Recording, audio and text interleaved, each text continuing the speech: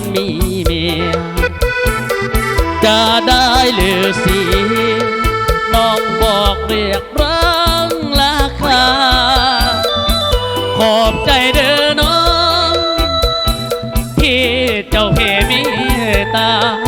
ให้คนมีเมียอย่างข้าได้มาห่วมเฮียงเคียงกายหูดีว่าอายนั้นมีครอบครัว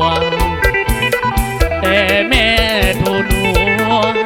ฮักจริงบอกเคยเสื่อมคลายต่อไปนี้สี่แบ่งใจสี่ห้องเอาไว้ห้องหนึ่งเมียอาย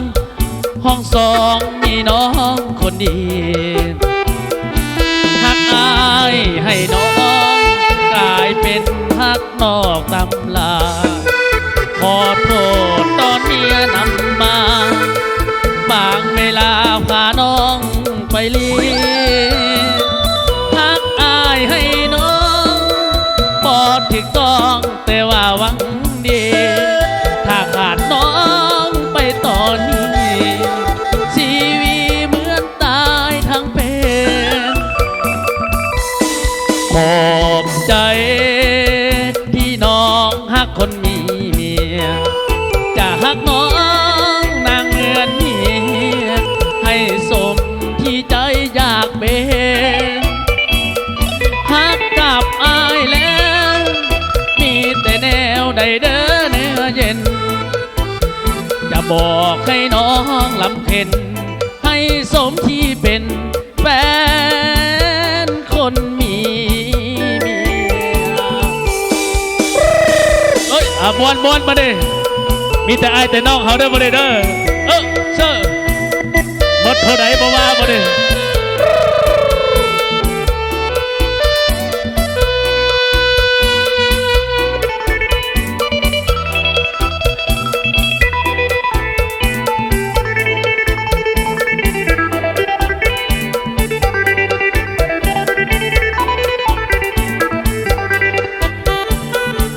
ฮักอายให้น้องกลายเป็นฮักนอกตำลาขอโทษตอนเมียนำมาบางเวลาพาน้องไปเลี้ยงฮักอายให้น้องปอดถึกต้องแต่ว่าหวังดีถ้าขาดน้องไปตอนนี้ชีวิตเหมือนตายทั้งเป็นขอบใจที่น้องฮักคนมีเมียจะฮักน้องนางเหมือนเมียให้สมที่ใจอยากเป็นฮักกับอายแล้วมีแต่แนวใดเด้อเนื้อเย็นจะบอกให้น้องลำเค็น